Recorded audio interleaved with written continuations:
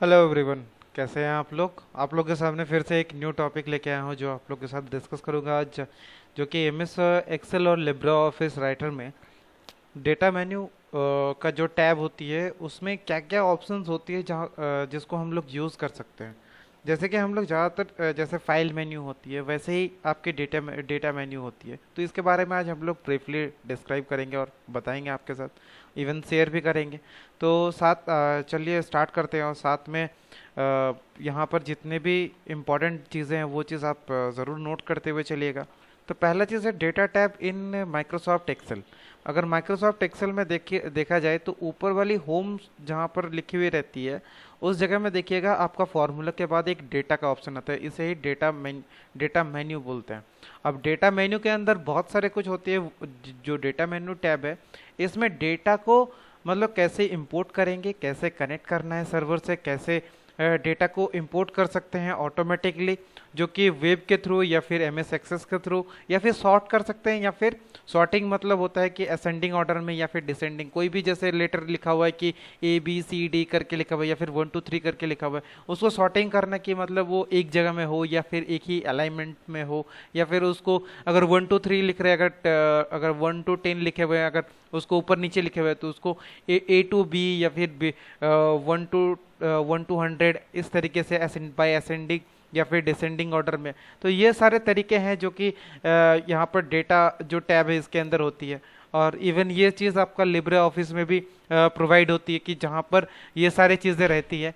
और हम लोग इस चीज़ के बारे में बात करेंगे जो कि 5 ग्रुप होती है यहाँ पर आपकी डेटा टाइप के अंदर। जो पहला तो होता है आपका गेट एक्सटर्नल डेटा को आप यहाँ पर डाल सकते हैं, साथ में कनेक्शन स्टेब्लिश कर सकते हैं इसके थ्रू, डेटा टाइप के अंदर में होता है वो। इसके बाद उसके बाद आपका सॉर्टिंग और फिल्टर होती है। उसके बाद आता है आपका डेटा टूल आती है इसके अंदर। इसके अंदर आप उसके बाद आता है आपका आउटलाइन। तो ये सारी हो गई आपके 5 ग्रुप जो कि आपका डेटा टैब के अंदर आपको बहुत ही इंपॉर्टेंट है, जो कि मिलती है। इसके बाद आप यहाँ पर आप देख सकते हैं कि डेटा टैब है क्या। जैसे यहाँ पर फाइल, आपने तो ऐसा सीट देखा होगा, उसमें आपका जैसे फाइल है, होम होता है, इंसर्ट होता है, पेज लेआउट होता है। आप अगर वर्ड फाइल की अगर वीडियो देखे होंगे मेरी, तो फिर वहाँ पर मैंने ऑलरेडी यहाँ पर दिखाया। तो यहाँ पर ये जो आपका पर्टिकुलर जो पेज है या फिर शीट है, इस शीट में आपका ऊपर में आपका वो ऐसा जितने सारे, इसको रिबन बोलते हैं, ठीक है। अब रिबन इसको बोलते हैं। तो ये डेटा टैब के अंदर बहुत सारी चीज़ें देखिए, जैसे आपका फ्रॉम एमएस एक्सेस है, फ्रॉम वेब है, फ्रॉम टेक्स्ट है। तो ये सारे आप आउटसोर्स कर सकते हैं। कहाँ से? आप वेब के थ्रू आप यहाँ से आप इंपोर्ट कर सकते हैं कोई भी डेटा को। साथ में एग्जिस्टिंग कनेक्शन आप यहाँ पर स्टैब्लिश कर सकते हैं या फिर रिफ्रेश कर सकते हैं। यहाँ पर इस जगह से आप कनेक्शन बना सकते हैं, कोई आप मेल भेज सकते हैं, या फिर कनेक्ट करके आप कोई भी डेटा को इस जगह में आप फिट करवा सकते हैं। यहाँ पर फिल्टर जो दिया हुआ रहता है, ये जो फिल्टर है यहाँ पर आप A to Z या फिर सॉर्टिंग कर सकते हैं इसमें, जो कि मैंने पहले ही बताया। इसके बाद आती है जैसे आपका टेक्स्ट टू कॉलम हो गया, फ्लैश फिल हो गया, कि फ्लैश फिल अगर 1 to 3 अगर लिखे हुए हैं तो इस चीज़ को अगर डायरेक्ट आप सिलेक्ट करते हैं तो फिर इस जगह से नेक्स्ट जो रो है इसमें भी आपको चाहिए होता है। तो फ्लैश फिल क्या करता है, वो खुद ब खुद आपको सजेस्ट करके नेक्स्ट टैब में भी फिल कर देगा, तो इसे फ्लैश फिल कहते हैं। इसके बाद आती है आपका रिमूव मतलब कोई भी डुप्लीकेट अगर है, अगर 2 बार अगर आपका टूल आपका अगर इंसर्ट हो गया तो एक बार आपका डिलीट कर देगा वो। तो डुप्लीकेट यहाँ पर आप यूज़ कर सकते हैं, कोई भी अगर डुप्लीकेट है तो उससे इसको आप डिलीट कर सकते हैं।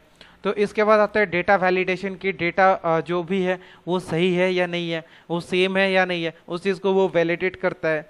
और यहाँ पर वर्टिप एल्स एनालिसिस, वर्टिप करके आप यहाँ पर कोई भी कंडीशन भी लगा सकते हैं, जो कि यहाँ पर। और साथ में ग्रुप और अनग्रुप और सब टोटल जो है, ये भी सारे आपका, जैसे ग्रुप में आपको कोई काम करना है, एक साथ आपने 5 रो ले लिया या फिर 5 कॉलम ले लिया, उसको एक साथ कैसे आप हैंडल करेंगे, उस चीज़ को आप 1 by 1 जैसे आप ऐड करके खोलते हैं। जैसे आपको देखिएगा मेन्यू टैब होता है, उसमें एक के बाद एक खुलता है, एक के बाद एक खुलता है, तो वो चीज़ इसके अंदर होती है।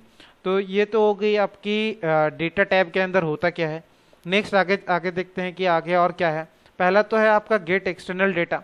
जो एक्सटर्नल डेटा आप कहाँ से ले सकते हैं, पहला तो इन एक्सेल जो कि कोई भी डेटा को हम लोग इंपोर्ट कर सकते हैं, कहाँ से, एमएस एक्सेस से कर सकते हैं या फिर वेब से कर सकते हैं, टेक्स्ट से कर सकते हैं, जो मैंने बताया। ये जो आपको पहले ही अभी थोड़ी देर पहले ये इस चीज़ को मैंने आपको दिखाया, ये पोर्शन जो है, इस पोर्शन में होता क्या क्या काम है। देखिए यहाँ पर डेटा को इंपोर्ट कर सकते हैं कोई भी एप्लीकेशन से। इसके बाद नेक्स्ट आती है कनेक्शन, जो कि कनेक्शन क्या करता है, कोई भी इंटायर डेटा को हम लोग एज बाहर में हम लोग को कोई भी एक्सटर्नली अगर वो काम है या फिर चेंज करना चाहते हैं उसका जो सोर्स है उसके थ्रू, तो इस चीज़ को हम लोग इसके जरिए हम लोग कनेक्ट कर सकते हैं डेटा के साथ, जो कि वर्कबुक में हम लोग पूरा जो सीट है जिसमें जितने भी आपका डेटा है उस चीज़ को हम लोग कनेक्ट करके यूज़ कर सकते हैं। इसके बाद आते हैं कि सी जो होता है वो sort and filter. Sort and filter जो है ये, यहाँ पर आपका क्या होता है कि कोई भी डेटा को आप असेंडिंग या डिसेंडिंग ऑर्डर में आपको जैसे आपको लेटर को आपको रखना है उस चीज़ को आप यूज़ कर सकते हैं, आप उस चीज़ को रख सकते हैं। तो अगर इस चीज़ को अगर देखें कि अगर आपको A to B करना है या फिर A to Z करना है या फिर Z to A करना है, तो ये सारी चीज़ें यहाँ पर आप यूज़ करके कर सकते हैं कि A to Z में आपको रखना है इन ऑर्डर में, या फिर Z to A में रखना है, तो असेंडिंग में रखना है या फिर डिसेंडिंग में रखना है, ये आपके ऊपर कि ये यहाँ पर सॉर्टिंग का यहाँ पर एक ऑप्शन दिया हुआ रहता है। नेक्स्ट आगे बढ़ते हैं, यहाँ पर डेटा टूल। डेटा टूल में होता क्या है, डेटा टूल में देखिए ये बहुत ही इंपॉर्टेंट है, जहां पर कि आप कोई भी डेटा को जैसे कॉलम वाइज या फिर ऑथेंटिकेट जो डेटा को आप चेक कर सकते हैं कि डेटा सही है या नहीं है। यहाँ पर रेस्ट्रिक्ट कर सकते हैं, वैलिडेट कर सकते हैं पूरे इंटायर सेट को, कि उसमें डेटा को मैनिपुलेट कर सकते हैं जैसे आपको यूज आपका रहेगा। आप कोई भी डुप्लीकेट डेटा, जैसे अगर मान लेते हैं कि 2 राम अगर लिखा हुआ है, अगर 2 फील्ड में अगर 2 राम लिखा हुआ है, तो अगर 1 राम को अगर रिमूव करना है तो यहाँ पर डुप्लीकेट, ये रिमूव डुप्लीकेट के थ्रू वो आपका जो डेटा है वो रिमूव हो जाएगी। तो ये हो गई आपकी आपका रिमूव का ऑप्शन, जिसके थ्रू आपका रिमूव हो जाएगी वो ऑप्शन पूरा। अगर सिलेक्ट करने के बाद अगर आप रिमूव डुप्लीकेट करते हैं तो आपका जो भी डुप्लीकेट आपका जो वर्ड होगा उस चीज़ को या फिर नंबर जो भी होगा उस चीज़ को वो हटा देगी। इसके बाद ये डेटा वैलिडेशन जो आप देख रहे हैं, ये जो डेटा वैलिडेशन ये क्या प्रोवाइड करती है, पूरे सेल में ये प्रोवाइड करती है कि रेस्ट्रिक्ट करती है कोई भी दूसरी वर्ड यहाँ पर ना आ जाए, या फिर इस चीज़ को वैलिडेट इस तरीके से भी कर सकती है कि कोई भी अनवांटेड उसमें वर्ड ना आ जाए, तो इस चीज़ में वो रेस्ट्रिक्ट करके रखती है। अब इसके बाद आती है डेटा को समराइज करती है, अपना एक सेपरेट रेंज प्रोवाइड करती है कि जैसे 1 से 10 तक हो गया, अब 1 से 10 हो गया आपका एक रेंज, कि 1 से 5 अगर मान लेते हैं, 1 से 10 लिखा हुआ है तो मुझे 1 से 5 तक चाहिए, तो ये हो गए आपके डेटा रेंज, कि 1 से 5 हो गया आपका रेंज, जिसके अंदर 1 2 3 4 5, ये 5 जो हो गए, 5 जो कॉलम है, ये 5 कॉलम आपके रेंज के अंदर आ गई, तो ये हो गई आपकी रेंज। इसके बाद आते हैं आपका इफ एनालिसिस, जो कि डेटा को एनालिसिस करने के लिए यूज किया जाता है, कि चेक करने के लिए कि क्या वो सही है नहीं है। आप जिस तरीके का आप कंडीशन लगाना चाहते हैं आप लगा सकते हैं इसमें। इसके बाद आती है आपका आउटलाइन। जो आउटलाइन जो होता है ये बेसिकली आपका डेटा को चेक करने के लिए, या फिर साथ में एक साथ आपका रो और कॉलम को आपका आउटलाइन को एक साथ मर्ज करके रखती है, और जो कि कैलकुलेट करती है कि जितने भी रो है, रो रिलेटेड डेटा है उसको इंसर्ट करे, उसका सब टोटल हो गया, या फिर जितने भी ये अनग्रुपिंग हो गए, या फिर जो सब टोटल है, ये सारे चीज़ें आपका डेटा जितने भी है ये सारे डेटा को क्या कर सकती है, एक साथ मर्ज करके यहाँ पर टोटल आपको दिखाएगी, या फिर आपको जैसे आपका उसका आउटपुट चाहिए वो आउटपुट आप वहाँ से ले सकते हैं। तो ये सारी चीज़ें आपको इस पोर्शन से आपको मिल जाएगी, इस आपका सेक्शन से। तो ये हो गई आपका आउटलाइन। इसके बाद आते हैं लिब्रे ऑफिस में डेटा मेन्यू क्या होता है। लिब्रे ऑफिस में आप ये देख सकते हैं, लिब्रे ऑफिस आप लोग भी यूज़ किए जो भी लिनक्स में यूज़ करते हैं। लिनक्स में ज़्यादातर देखिए लिब्रे ऑफिस में जो डेटा पोर्शन है, डेटा पोर्शन में देखिए इतने सारे चीज़ें होते हैं, लगभग सेम ही है। और यहाँ पर जैसे सॉर्टिंग होता है, असेंडिंग सॉर्टिंग असेंडिंग होता है, या फिर डिसेंडिंग आप कर सकते हैं, ऑटो फिल कर सकते हैं कि आप एक साथ आप बहुत सारा फिल कर सकते हैं, इसमें फिल्टर डाल सकते हैं कि आपको कितना से कितना आपको डेटा चाहिए। इसके बाद आती है आपका डिफाइन रेंज। रेंज जो होता है आपको जैसे मैंने MS वर्ड में बताया, सेम वैसे ही रेंज आप यहाँ पर यूज़ कर सकते हैं, जैसे कि कौन सी आपको रेंज में चाहिए। इसके बाद आती है आपका पिवट टेबल।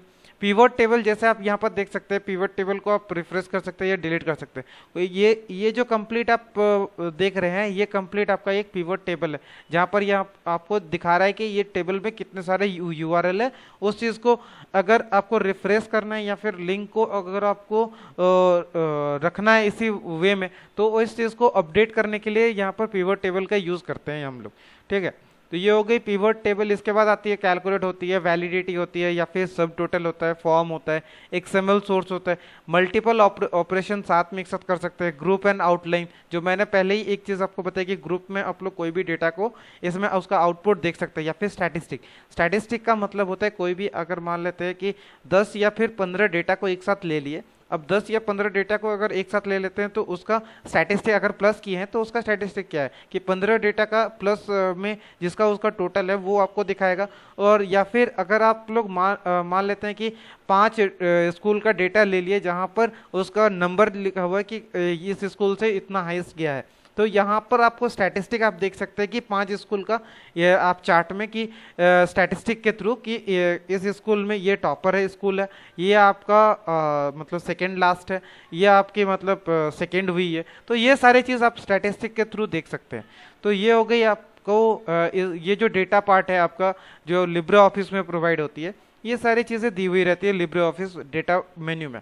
इसके बाद आती हैं ये पिवट टेबल। आप देख सकते हैं कि जैसे पिवट टेबल में हम लोग करते क्या है कि यहाँ पर देखिए कोई भी डेटा जैसे ले लिए जैसे डिफरेंट, तो इसका हम लोग एक पिक्टोरियल हम लोग ये बना सकते हैं, कितना परसेंट है काउंट कर सकते हैं, कितना परसेंटेज है, इसमें पाई चार्ट में हम लोग दिखा सकते हैं, या फिर ग्राफ में हम लोग इस चीज़ को दिखा सकते हैं, इसका जो रिजल्ट है।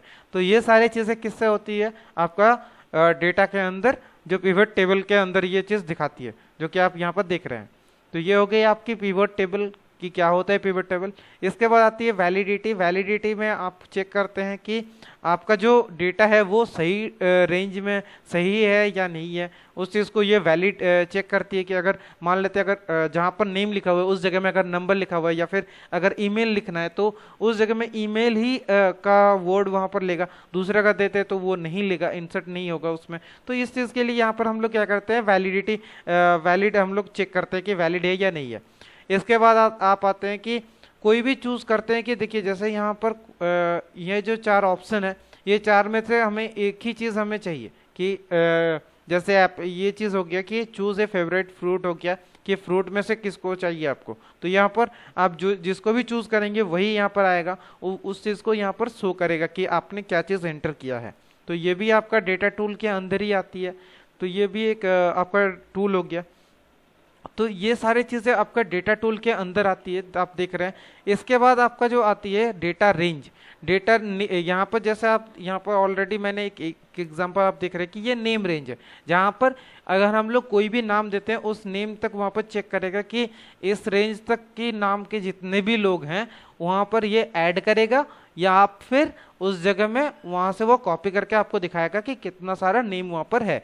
तो एक जगह से जितना भी आप सिलेक्ट करेंगे तो ये आपका रेंज हो गया। जैसे seat1.a.5, जैसे ए हो गया ये वाला, 5 हो गया आपका, 5 क्या है कौन सा है, 5 आपका ये हो गया आपका 5 5th रो कॉलम ए। तो देखिए कॉलम ए है, सीट 1 जो आपका सीट, ये जो आपका सीट है इस कैल का जो सीट है वो सीट 1 है, तो इसीलिए सीट 1 डॉट यहाँ से ये रेंज पकड़ रही है।